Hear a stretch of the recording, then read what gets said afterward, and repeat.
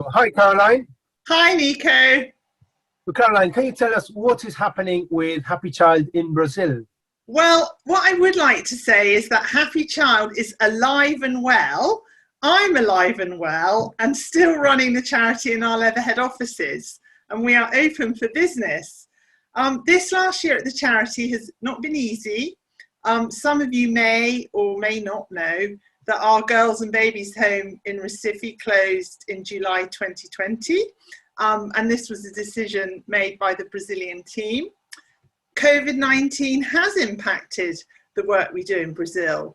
It brought closure to 27 years of Happy Child International, engaging with residential crisis care to vulnerable children and young people.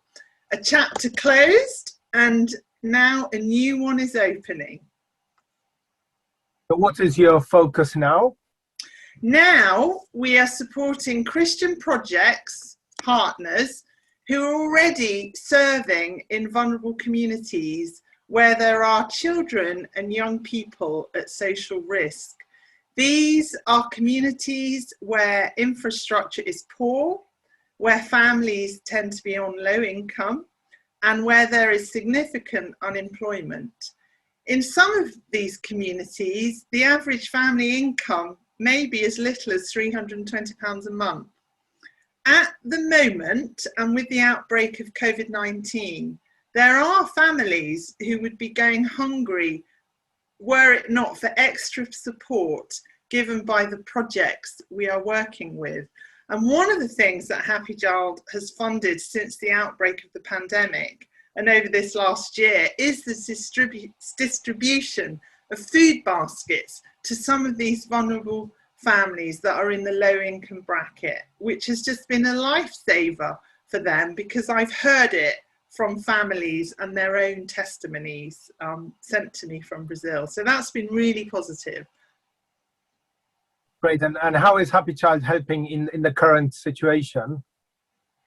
What I can say is that the narrative and the story coming out of Brazil is centered around COVID. The country's in crisis. There are 13 million cases of COVID at the moment, and there have been 300 deaths. So it's really serious. And this is a situation that the charity have to work with and we have to respond to, because it affects everything that we do. The good news is that today we are working with two new Christian projects in Recife, Northeast Brazil, who are engaging with our vision.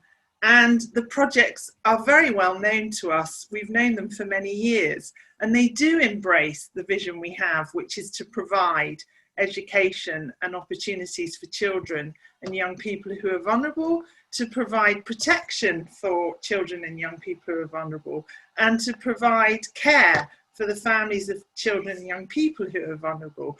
One of the projects we are supporting is focused on helping young people over 16 to find work. This project is for 1 year and offers 40 young people from low-income families in the community the chance to get work experience, to learn skills for the workplace, and provides an opportunity for their self-development. In Brazil, there are 27.1% of young people who are unemployed and between the ages of 16 to 18. Part of the project focuses on confidence building, and the young people will be mentored not only during the project year, but for 1 year after its completion. I think this is a wonderful thing to be supporting. Just one young person finding work can support a whole family who is struggling. Families in low-income communities struggle to pay for quality education and training, and the work of this particular project breaks down some of those barriers. And the other project that we're supporting is in the Joana Bezerra community, which has 24,000 inhabitants. And the team are reaching out to 53 children and young people to support them and their families this year. The state schools in Brazil have been shut for the whole of this last year.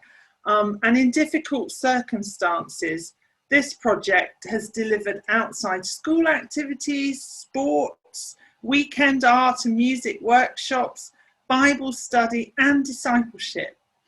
And these activities have been really welcomed by those who live there.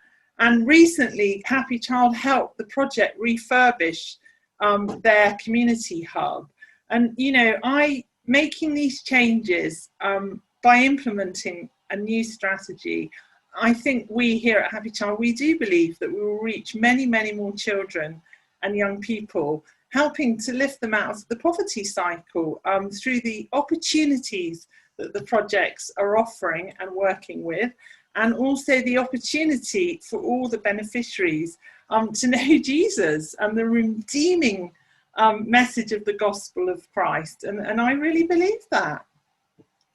Yeah, it's great to hear. And actually, as we know, Brazil was one of the countries kind of worst hit by COVID, and not as rich as European countries that can kind of finance a lot of things that they can't. So it's great, everything you're doing. So basically now, how can we pray for you? How can we pray for Happy Child and the work you're doing? Yeah, I've got 3 prayer requests, Nico. I would like to ask for prayer for the charity to navigate and steer a course through this time of transition, because it's huge changes for us, and we've got to make those changes and continue to navigate them. I would like to pray for the team and the board that help me and help run the work here at the office, and just God's blessing on us. And also I'd really like to pray for our partners in Brazil, the teams that are working at the coalface and the amazing work that they do, and the children, young people and families that as a ministry and a charity that we are serving. I would really like prayer for that. Brilliant. Thanks so much, Carolina, and we'll be praying. Thank you very much for this opportunity, and to everyone who's been so supportive of me personally and of the work over all these many, many years. I really can't tell you how much I value that and have valued that. Thank you.